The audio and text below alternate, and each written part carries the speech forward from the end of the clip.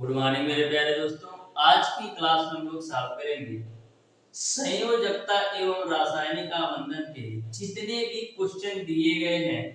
Total question का solution बिल्कुल बेहतरीन तरीके से सॉल्व कराने वाला हूँ।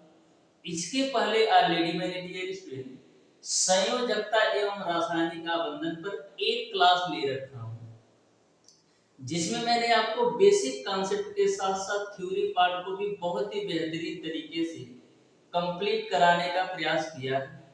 यदि वह वीडियो आपने अभी तक नहीं देखा है तो जरूर देख लीजिएगा, डिस्क्रिप्शन में उसका लिंक मिल जाएगा। डियर स्टूडेंट, आज की क्लास में संयोजकता एवं रासायनिक आबंधन के क्वेश्चंस को बिल्कुल बेहतरीन तरीके से सॉल्व करने वाले हैं और इस चैप्टर से यानी कि संयोजकता एवं रासायनिक आबंधन से दो क्वेश्चन 100% आना है।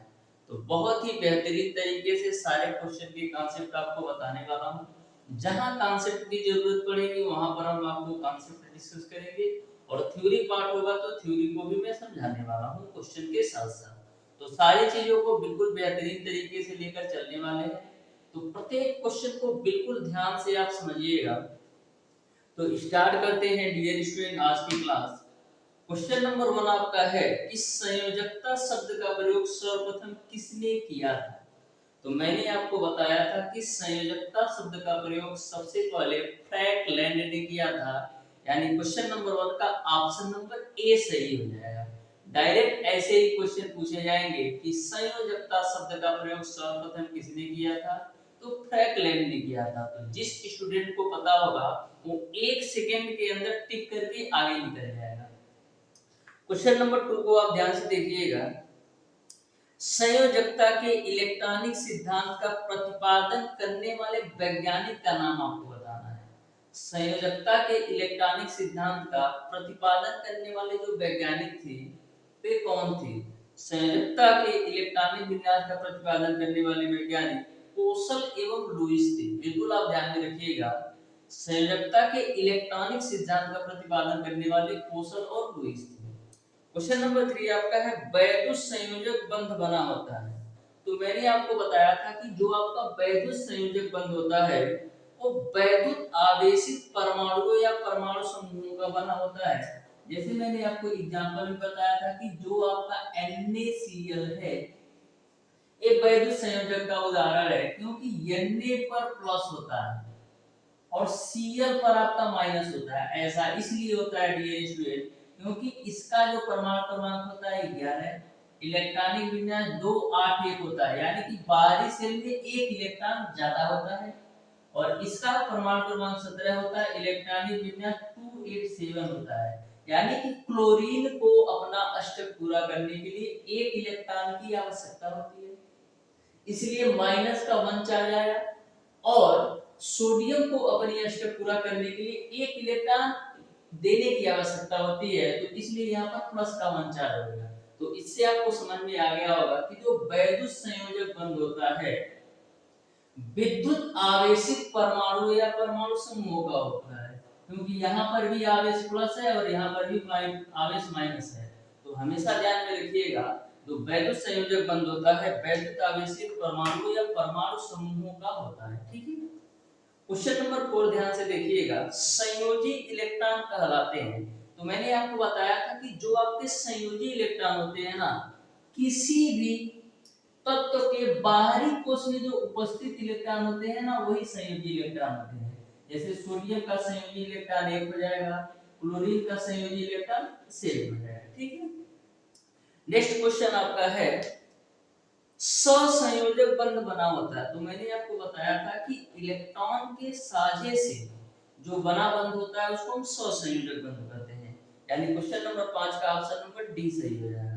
क्वेश्चन नंबर 6 आपका है उप सहसंयोजक बंध में होता है। तो उप सहसंयोजक बंध में क्या होता है, एक परमाणु का इलेक्ट्रॉन जो होता है दो परमाणुओं के इलेक्ट्रॉन से साझा करता है। सिंपल सा कॉन्सेप्ट है कि उप सहसंयोजक बंध में एक परमाणु का इलेक्ट्रॉन जो होता है दो परमाणुओं के इलेक्ट्रॉन से साझा करता है। क्वेश्चन नंबर 7 आपका है मर्क्यूरस आयन का प्रतीक है।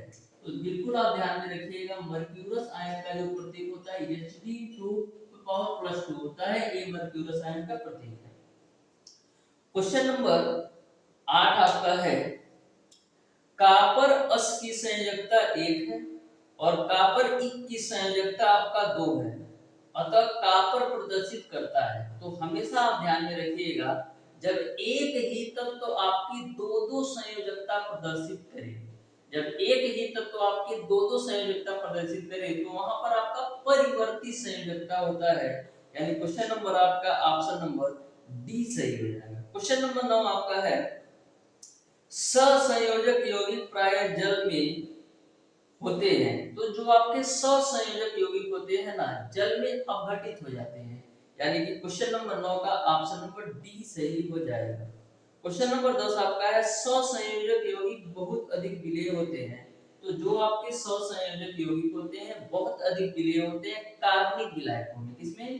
कार्बनिक विलायकों में सहसंयोजक यौगिक बहुत अधिक विलेय होते हैं। क्वेश्चन नंबर 11 आपका है, किसी परमाणु से एक इलेक्ट्रॉन पृथक हो जाने पर उस पर आवेश होगा। तो यदि किसी भी परमाणु से एक इलेक्ट्रॉन निकल जाता है, एक इलेक्ट्रॉन पृथक हो जाता है, तो उस पर आपका पॉजिटिव चार्ज आता है। जैसे आपका सोडियम था, तो सोडियम से एक इलेक्ट्रॉन पृथक हो गया, एक इलेक्ट्रॉन निकल गया, तो यहाँ पर क्या आएगा? पॉजिटिव चार्ज आएगा। इस तरीके से क्वेश्चन नंबर 10 का इकाई धनावेश यानी ऑप्शन नंबर ए सही हो जाएगा 11 का। क्वेश्चन नंबर 12 आपका है, किसी परमाणु द्वारा 2 इलेक्ट्रॉन ग्रहण करने के बाद उस पर आवेश होगा।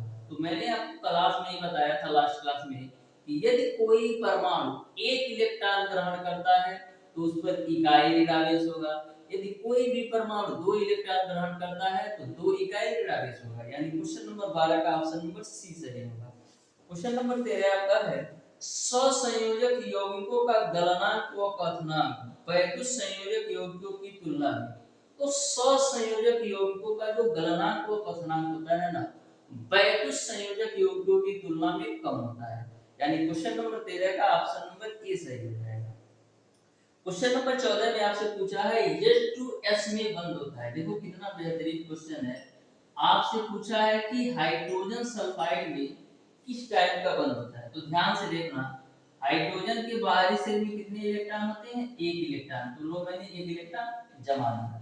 उसी प्रकार से हम बात करें सल्फर का, तो सल्फर का जो परमाणु क्रमांक होता है वो आपका 16 होता है। सल्फर का परमाणु क्रमांक, इसका इलेक्ट्रॉनिक विन्यास करोगे तो 2 8 आपका 6 होगा। यानी कि सल्फर के बाहरी शेल में 6 इलेक्ट्रॉन है, तो 6 इलेक्ट्रॉन जमाओ, 1 2 3 4 5 6। ठीक है। अब क्या करेगा, सल्फर के बाहरी कोश में 6 इलेक्ट्रॉन है, लेकिन इसको अपना अष्टक पूरा करना है। तो अष्टक पूरा करने के लिए क्या करेगा, यह 2 इलेक्ट्रॉन हाइड्रोजन से ले लेगा। तो इस तरीके से सल्फर का अष्टक पूरा हो जाएगा और यहाँ पर इसका भी पेयरिंग हो जाएगा और इसका भी पेयरिंग हो जाएगा। तो इस तरीके से आप देख सकते हो कि इलेक्ट्रॉनों का साझा हो रहा है। यानी कि सल्फर जो है हाइड्रोजन के साथ साझा कर रहा है। इस तरीके से आपका H2S में कौन सा बंध बनेगा? इलेक्ट्रॉनों के साझे से बनने वाला बंध सहसंयोजक बंध होता है।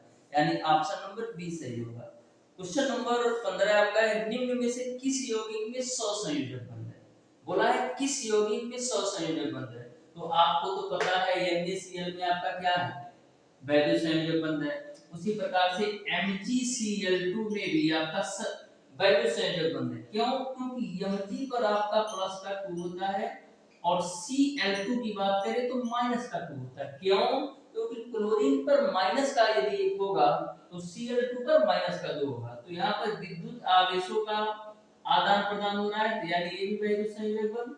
ऑप्शन नंबर सी आपको दे रखा है CH4। तो देखो CH4 जो आपका है वो सहसंयोजक बंध है। देखो 4 हाइड्रोजन है, तो 1 2 3 4 हाइड्रोजन। ठीक है, एक इलेक्ट्रॉन इसके पास, एक इलेक्ट्रॉन इसके पास, एक इलेक्ट्रॉन इसके पास, एक इलेक्ट्रॉन इसके पास। उसके बाद एक कार्बन है, तो कार्बन के बाहरी शेल में कितने इलेक्ट्रॉन होते हैं? 4 इलेक्ट्रॉन। क्योंकि इसका जो परमाणु क्रमांक होता है 6, इलेक्ट्रॉनिक विन्यास 2 और 4 होता है। तो 4 इलेक्ट्रॉन जमाओ, 1 2 3 4। अब कार्बन जो है अपना अष्टक पूरा करने के लिए क्या करेगा, चारों हाइड्रोजन से अपना संयोजन कर लेगा, साझा कर लेगा। तो इस तरीके से कार्बन अपनी संयोजकता पूरा करने के लिए चारों हाइड्रोजन से साझा कर लिया। अब इसके पास 8 इलेक्ट्रॉन हो गए, 1 2 3 4 5 6 7 8। इस तरीके से हाइड्रोजन का भी साझा, हाइड्रोजन का भी साझा, हाइड्रोजन का भी साझा, हाइड्रोजन का भी साझा। तो इस तरीके से आप देख सकते हो कि CH4 में सहसंयोजक बन गए। क्वेश्चन नंबर 16 आपका है, तब तो ए तथा बी के परमाणुओं के बाहरी कक्ष में 2 तथा 6 इलेक्ट्रॉन है। तो देखो कितना सिंपल सा क्वेश्चन है। तब तो ए तथा बी के बाहरी सेल में 2 तथा 6 इलेक्ट्रॉन है। एक तत्व ए है जिसके बाहरी सेल में आपका 2 इलेक्ट्रॉन है, एक तत्व बी है जिसके बाहरी सेल में 6 इलेक्ट्रॉन है। तो यदि मैं आपसे पूछूं, जैसे मैं ले लेता हूं कि जो तत्व ए है वो आपका मैग्नीशियम है, क्योंकि मैग्नीशियम के बाहरी सेल में 2 इलेक्ट्रॉन होता है, क्योंकि परमाणु क्रमांक 12 होता है। इलेक्ट्रॉनिक विन्यास करोगे तो 2 8 और 2। उसी प्रकार से एक तत्व ऐसा लेते हैं जिसके बाहरी सेल में 6 इलेक्ट्रॉन हो, तो हम ऑक्सीजन को ले लेते हैं। तो ऑक्सीजन के बाहरी सेल में कितने इलेक्ट्रॉन होते हैं, 6 इलेक्ट्रॉन। तो ऑक्सीजन को ले लेते हैं तो बाहरी सेल में 6 इलेक्ट्रॉन हो गए। यानी कि मैं एग्जांपल के तौर पर आपको बता रहा हूं कि मैंने मान लिया कि जो तत्व ए है वो आपका मैग्नीशियम है, जो तत्व बी है वो आपका ऑक्सीजन है। क्योंकि तत्व ए में बोला है 2 इलेक्ट्रॉन बाहरी सेल में, तत्व बी के बाहरी सेल में 6 इलेक्ट्रॉन। ठीक है, अब तो होगा क्या, मैग्नीशियम अपना अष्टक पूरा करने के लिए 2 इलेक्ट्रॉन का साझा कर लेगा, किससे, ऑक्सीजन से।